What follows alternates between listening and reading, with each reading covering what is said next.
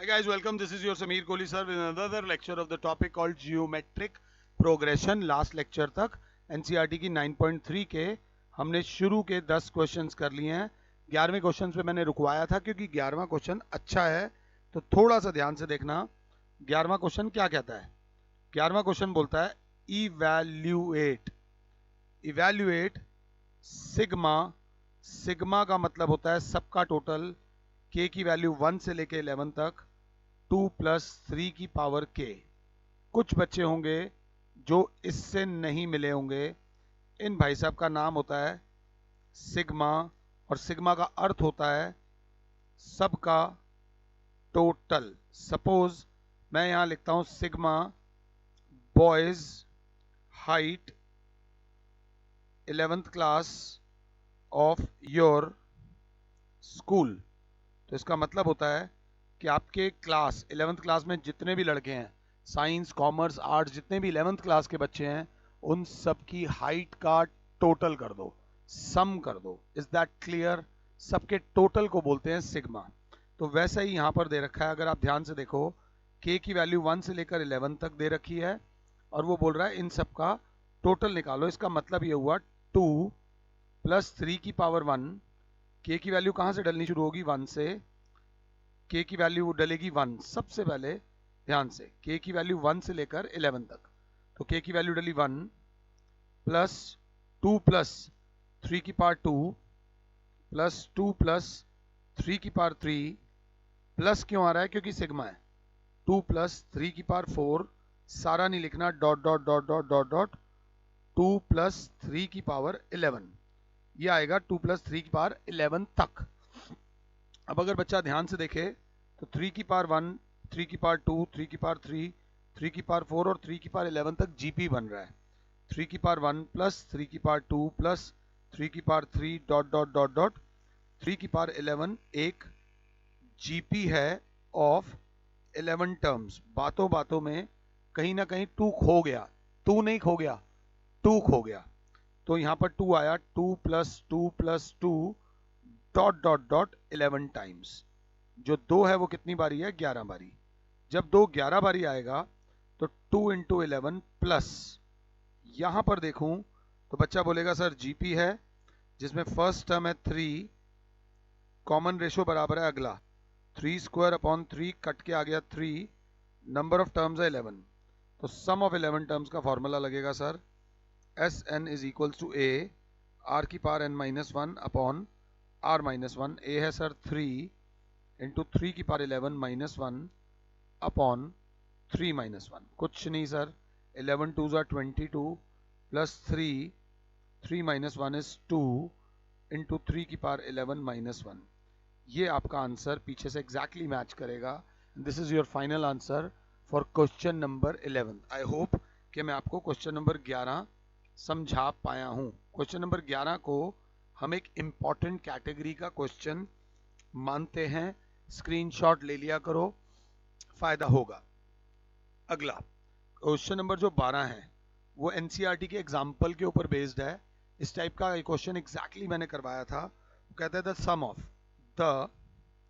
Some of first 3 terms of a GP is 39/10 and their product is 1. Find the common ratio and the terms। इस type का exact question मैंने पहले वाले lectures में करा रखा है। लाइव क्लास में होता तो नहीं कराता, रिकॉर्डेड है इसलिए करवा रहा हूं।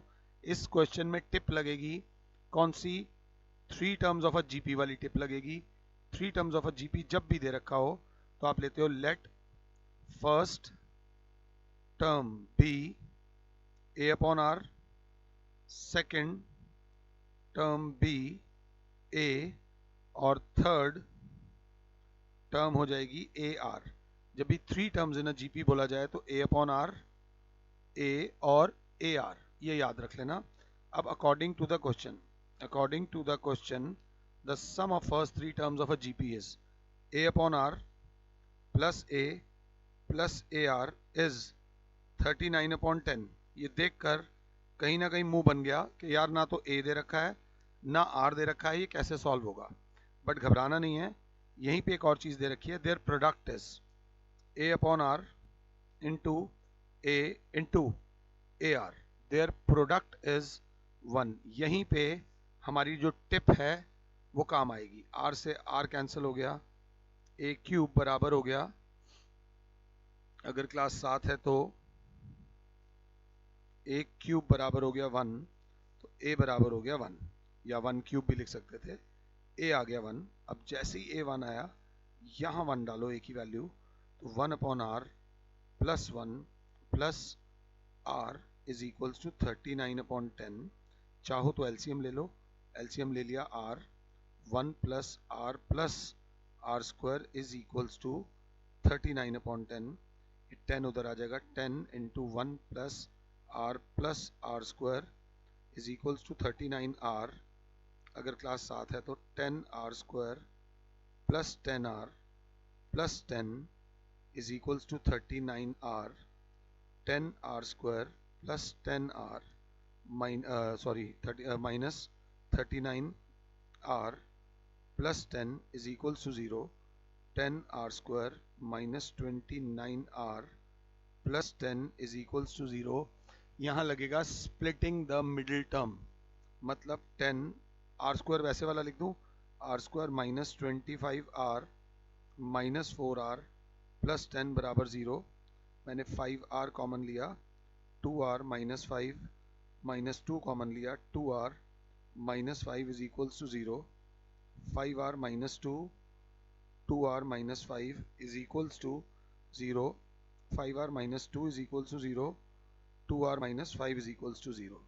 अगर 7 हो तो 5 आर इज इक्वल्स टू 2, तो आर की वैल्यू आ जाएगी 2/5, और 2 R minus 5 is equals to 0, तो 2 आर इज इक्वल्स टू 5। हमारे पास आर की वैल्यू आ जाएगी 5/2। ये वाला आर कॉमन रेशो नहीं है, ये याद रख लेना, अभी ये वाला आर कॉमन रेशो नहीं है। अब हमारे पास दो सीक्वेंस हैं, एक तो ए ले लेंगे हम, कितना है 1, और आर ले लेंगे 2/5 के हिसाब से। पहली टर्म थी a upon r, a upon r, a और r, a r, a upon r हो जाएगी 1/2/5 कॉमा ए की वैल्यू 1, और तीसरी हो जाएगी 1 इंटू 2/5। तो जो तीन टर्म्स ऑफ अ जीपी आ जाएंगी, ये ऊपर आ जाएगा, ये आ जाएगा 5/2 कॉमा 1 कॉमा 2/5। ये आ जाएंगी first 3 terms of a GP. But यहाँ स्पेशली बोला गया है find the common ratio. Common ratio निकालने के लिए हम अगली 1/5/2 करेंगे, तो कॉमन रेशो आ जाएगी 2/5। ये याद रख लेना। अब एक और सीक्वेंस है जिसमें ए लेंगे 1 और आर लेंगे 5/2, तो उस हिसाब से जो पहली टर्म होगी 1/5/2, सेकेंड टर्म होगी 1, और थर्ड होगी 1 इंटू 5/2, दैट इज 2/5 कॉमा 1 और 5/2। इसके हिसाब से जो कॉमन रेशो आएगी 1/2/5, तो इसके हिसाब से कॉमन रेशो आ जाएगी 5/2। दो आंसर्स आएंगे, कॉमन रेशो भी दो आएंगी और दो आंसर्स आएंगे तीनों टर्म्स के। ये बात याद रख लेना। ये था क्वेश्चन नंबर 12। दिक्कत हुई हो तो एक बार और देख लेना मेरे प्यारे बच्चों। क्वेश्चन नंबर 12 के बाद आता है क्वेश्चन नंबर 13। सब कुछ 13 ही है। अब क्वेश्चन नंबर 13 बोलते हैं how many terms of a GP 3 square 3 cube dot are needed to give sum 120। आराम से देख लो, इसमें मेरी जरूरत नहीं है, ढंग से चलना। सबसे पहले ए दे रखा है, फर्स्ट टर्म 3, कॉमन रेशो है 3 स्क्वायर अपॉन 3, कट के आ जाएगा। कॉमन रेशो दे रखा है 3, are needed for sum of n terms दे रखा है 120। हाउ मेनी टर्म्स मतलब हमसे मांगा गया नंबर ऑफ टर्म्स, कि कितनी टर्म्स हैं भाई, कितने आदमी थे। आराम से माता रानी का नाम लेके हम क्या करेंगे, यूजिंग एस एन बराबर ए इंटू आर की पावर n -1 अपॉन r -1, क्योंकि कॉमन रेशो 1 से बड़ा है।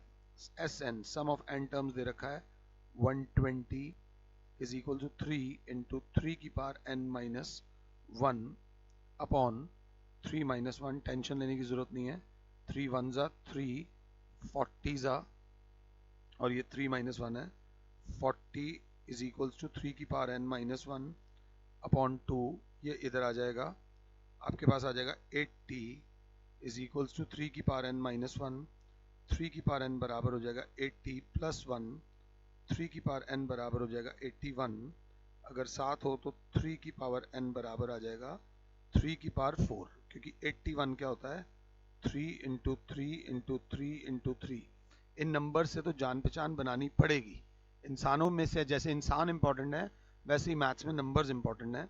तो n आ गया बेटा 4, तो आप लिखोगे 4 terms are needed by 3 square dot dot dot to have sum equals to 120। थोड़ी प्रेजेंटेशन पे ध्यान देना, 10वीं में मार्क्स आए होते हैं ना, तो वो जोश उतरते उतरते काफी टाइम निकल जाता है, थोड़ा सा ध्यान से देखना। अब हम क्वेश्चन नंबर 13 पे आने से पहले आपको एक और बात बता दें, आप चाहो तो यहाँ मेरा लेक्चर पॉज कर दो, आप इमीडिएटली मेरा लेक्चर पॉज कर दो, कहीं घूम कर आना है घूम कर आ जाओ, चाय कॉफी ठंडा पानी पीना है पी लो, बट अब लेवल अप होने वाला है। अब आप एक्चुअल में आ रहे हो असली वाली 11th में, क्वेश्चन नंबर 14 से।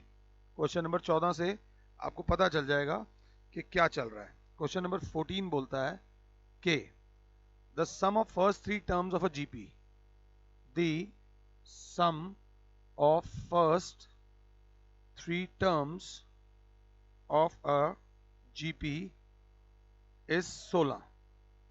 उसके बाद दे रखा है and the sum of next 3 terms is 128. 128 determine the first term, the common ratio and the sum to n terms of GP। 3 terms में हम लेते थे a अपॉन आर, a और ए आर, बट यहां पर 3 नहीं है, 3 के बाद नेक्स्ट 3 भी हैं। तो इस क्वेश्चन को सिंपल बेसिक तरीके से करेंगे। हम सबसे पहले गिवन लिखेंगे क्या है, sum of first 3 terms a1 plus a2 plus a3 is 16, a4 plus a5 plus a6 is 128। Find the first term, to find क्या करना है, a common ratio r, a निकालना है, r निकालना है, and sum of n terms, sum of n terms. इतना लिखा ना, अगर कुछ नहीं आता होगा तो आधा नंबर तो इस चीज का भी मैम दे ही देगी।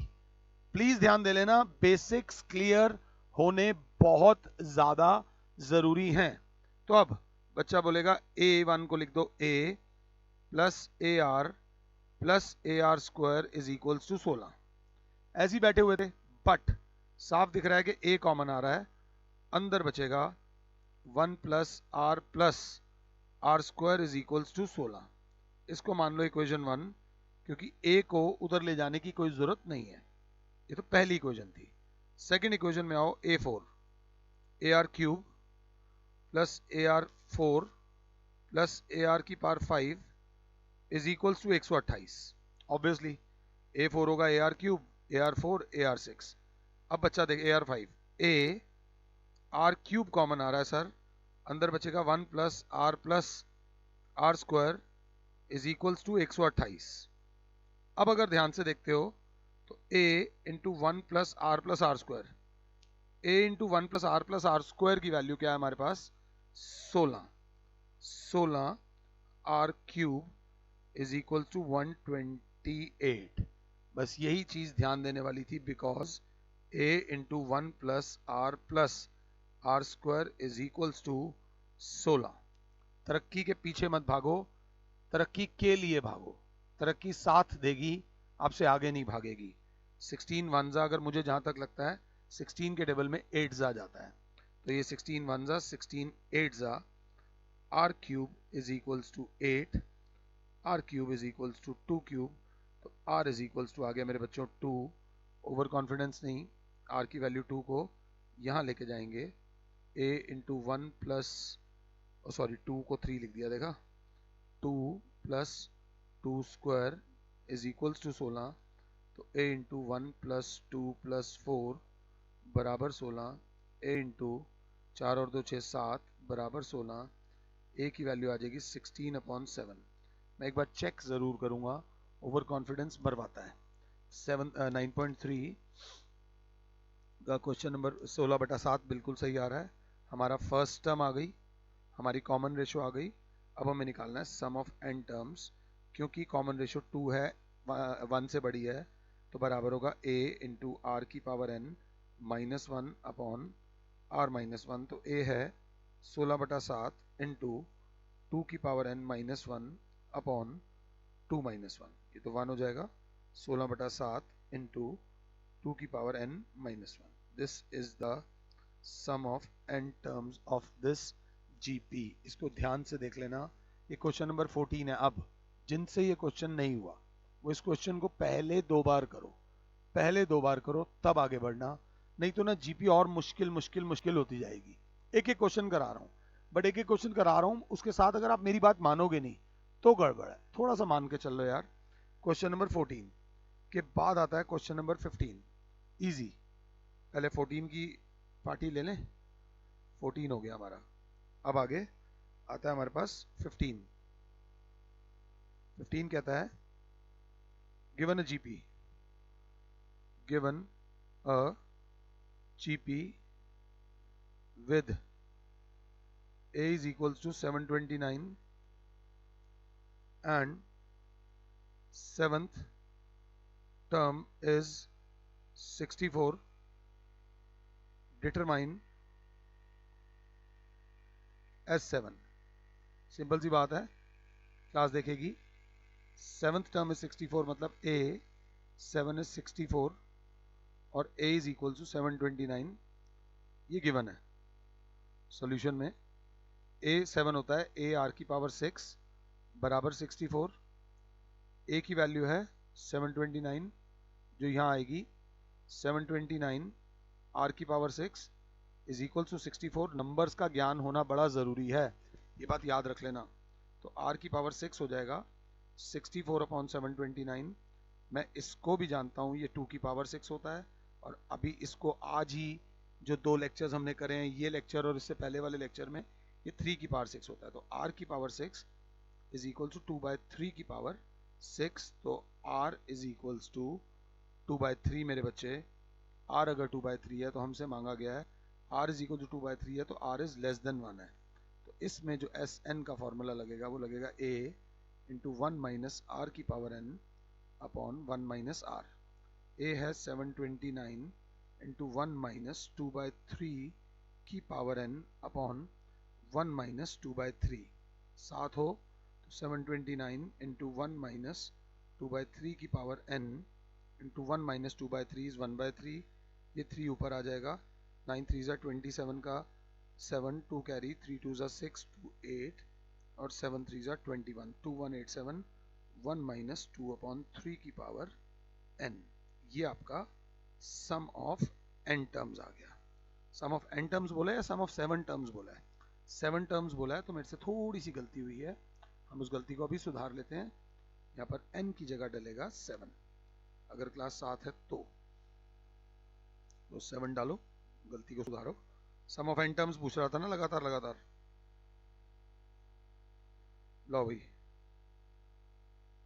7 तो हो जाएगा 729 1 माइनस 64 अपॉन 729 इंटू 1/3, ये हो जाएगा 729 इंटू 3 इंटू इधर एलसीएम आ जाएगा 729 इंटू 729 माइनस 64। साथ हो तो 729 से 729 बचे चला जाएगा, 3 इंटू 9 में से 4 गया 5, 11 में से 6 गया 5, और 6 में से तो 6 तो बचेगा ही 6, 655 इंटू 3, तो 5 3 ज़ा 15 1 कैरी 15 16 1 कैरी 6 3 ज़ा 18, 1965 आना चाहिए आंसर। थोड़ा सा घबरा रहा हूँ मैं, मुझे लग रहा है मेरा आ नहीं रहा, 2059 आ रहा है, कहीं मुझसे गलती हुई है। 1 - 1/3 ये भी सही है। 729 - 64, 9 में से 4 जाएगा बचेगा 5, 12 में से 6 जाएगा बचेगा 6, और 665, और क्या था, 5 3 से 15, लास्ट टर्म ही सेम नहीं आ रही, 15 आ रहा है 2059, 1 - 2/3 की पावर 7, 64/729, 729 से वो चला गया, 729, 9 में से 4 जाएगा 5, 12 में से 6 जाएगा 6, 665 इंटू ये 1/3 ऊपर आ गया 3। कहाँ गलती हो रही है हमसे? एनसीईआरटी गलत नहीं होती, ये बात याद रख लेना। 1995 ही आएगा, पता नहीं मेरे से गलती हुई है, जब गलती हो तो छोड़ देना, बट मेरे को लग नहीं रहा मेरी गलती है। एक बार तुम अपने स्कूल टीचर से भी ये वाला क्वेश्चन चेक करवा लेना। ये था क्वेश्चन नंबर 15। मेरे हिसाब से तो मैंने ठीक किया है। एनसीईआरटी आमतौर पे गलत होती नहीं है, बट अगर नया प्रिंट होगा तो 1% गलत हो सकता है, टेंशन लेने की जरूरत नहीं है। Let's move on to question number 16। Question number 16 बोलता है फाइंड अ जीपी। वो बोलता है फाइंड अ जीपी for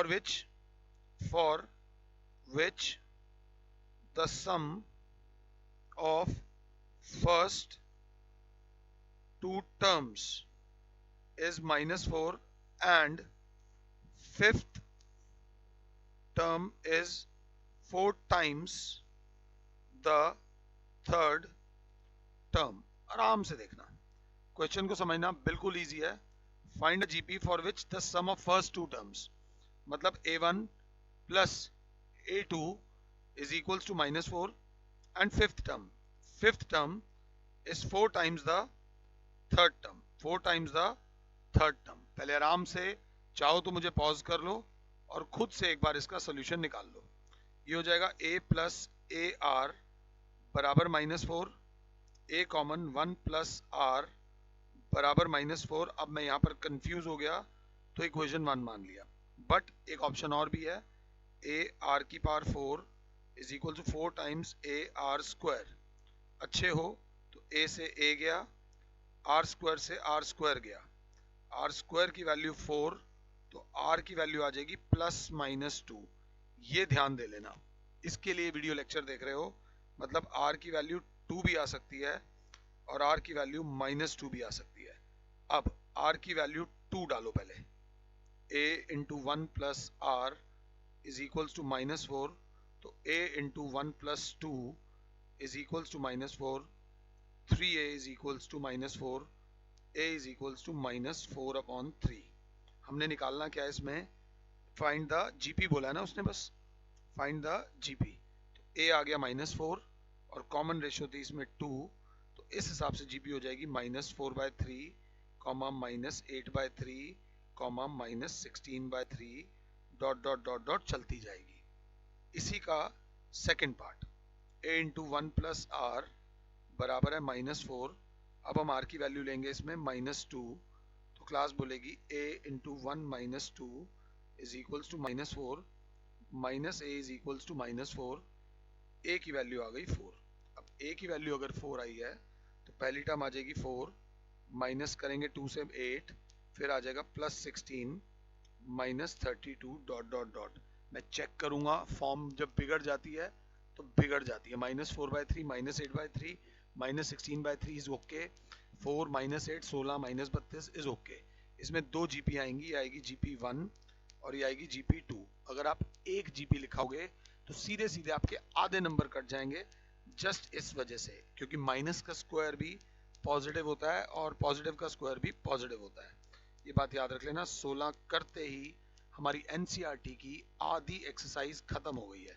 मेरी रिक्वेस्ट ये है कि शुरू की बेल्ट, ये वाली बेल्ट तो चलो छोड़ भी दो, बट ये जो क्वेश्चंस थे, ये वाले जो क्वेश्चंस थे 9 से लेके 16 तक, इनको पहले एक एक बार और कर लो। अगर आपको जीपी में दिक्कत आ रही है, इन द नेक्स्ट लेक्चर मैं आपको 17 से लेकर 24 तक एक एक क्वेश्चन कराऊंगा फिलहाल के लिए। और Sameer sir is saying you good bye. God bless all. जय माता दी।